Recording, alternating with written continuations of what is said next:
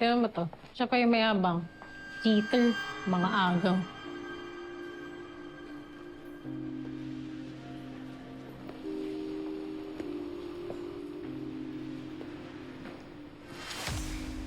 Ba't di nga sabihin sa harapan ko?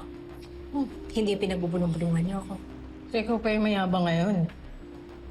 You stole something from me. Ninakawan mo ka ng kliyente. Dr. Faisal? Client ko yun. I called him yesterday. Ang sabi niya sa akin, nag-uusap na kayo. Ba't ako sinisisi mo? You lost your client because you failed to follow up on him. I saw an opportunity na hindi ko pwedeng palampasin. That's why I took it. So proud ka pa sa ginawa mo.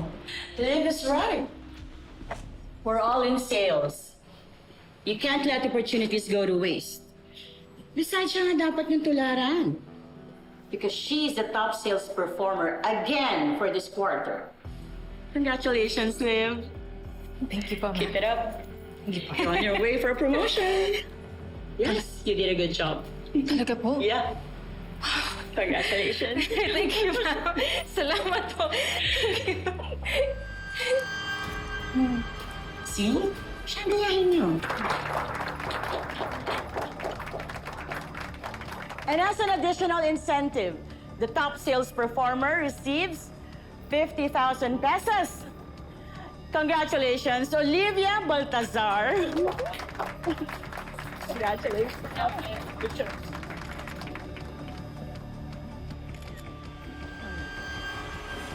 Sorry po, sorry. Inspector, ano pong ginagawa niyo dito? Gusto ko sana namin may bitahan sa presinto. May mga tanong lang kami sa'yo tungkol sa pagkamatay ni Zach Zamora.